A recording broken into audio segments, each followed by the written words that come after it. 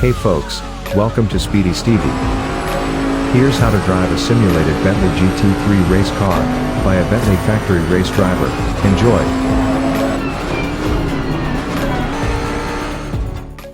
I am Soucek and I have been driving for the last 6 years with Bentley. Today I would like to show you how to drive the Continental GT3 in a very special way. We are going to do it with my racing simulator. In the real world, I race for K-Pax Racing.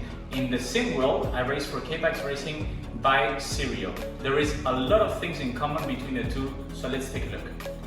Once we're in the car, suited and booted, we take around 5 minutes to get in the zone. When we get the okay from the engineer, we select first gear, we drive out of the pits with the pit limiter on, and once we cross the line, we take the pit limiter off. At this moment, we check in the dashboard that tire temperatures and tire pressures are correct, and we also give our engineer a radio check all around the track. So we press the button for the radio check, can you copy me? Turn 2. In GT3 cars, we change gears with a paddle shift. We select the left paddle shift to go down the gears and the right paddle shift to go up the gears. In fact, the paddle shift of the Bentley Continental GT3 are taken from the Bentley Mulsanne as they go through a 24-hour race with no problem. The Continental GT3 actually doesn't have a clutch, as we use auto clutch to get started.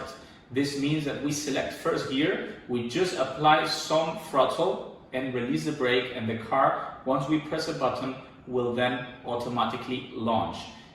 For braking, you can either left foot brake like I do, or you can use the right foot to brake. Most of the GT3 drivers, like me, we come from the single-seater world where we use the left foot to brake. If you have never done that and you do it for the first time, I would not recommend you to try it. It's quite dangerous. The most important thing about driving a GT3 car is to push as hard as you can without being too aggressive. If you overdrive the car and you brake too late, you will then kill the speed and struggle to make it out of the corner. Therefore, you need to be smooth and understand the different weights and behaviors of the car in order to get to the apex, go on throttle, open the throttle, and get the best exit out of the corner possible. In the real world, as well as in sim racing, there is a few things we can adjust ourselves from the steering wheel. For instance, traction control to avoid the wheel spinning going out of the corners. ABS, the anti-lock system, we can also regulate from the steering wheel with this switch here. The brake bias, so if we want more braking on the front or more braking on the rear. And the engine map, in case there is a safety car and we want to save a little bit of fuel. In case we want to go for a quali lap, we select different engine maps. All this we usually agree always with our engineer prior going out on track. But in case it rains or the conditions change, we can apply our knowledge and include the different parameters in the steering wheel to make our driving more comfortable. So, very long straight line, hard braking. We apply right about 150 bars, which is a huge amount of brake pressure in order to stop the car. Turn 3 in Barcelona, it's obviously my home track, it's a very fast right-handed where you need to try and carry speed, go on throttle early and keep the minimum speed high because it's a fast corner. 2-4 Repsol corner, quite edgy, you always need to point to the inside, go on throttle and open the steering wheel as soon as you can, not to screw up too much speed. Turn 5 is a very difficult one to get right because it's got a bit of off-camber and it's really difficult to nail the apex point. Turn 6 and 7, Moreneta, it's an uphill corner where the braking is slightly difficult. Into turn 9 now, very fast right-handed where you need to use as much exit curve as possible. 4th gear.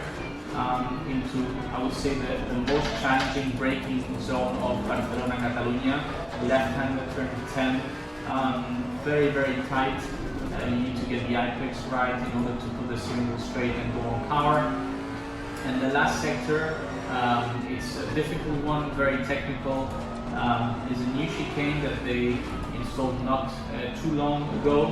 There was before 2 right-hand corners, so the last chicane is very slow. First gear up to second on a short shift using all the exit possible, and on power flat in the last corner into the straight line.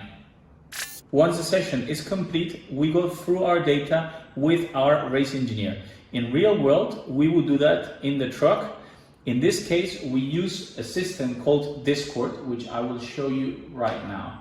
In order to compare ourselves with our teammates, we use data with different graphs that show us what we can improve on each corner.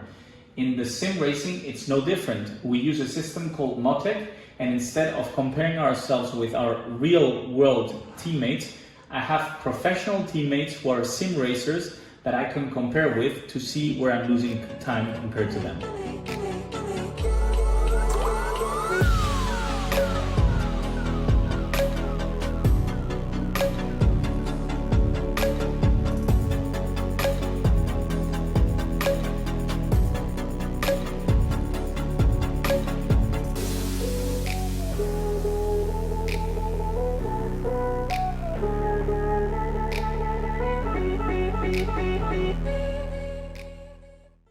That's it for another Speedistevie video. Subscribe now.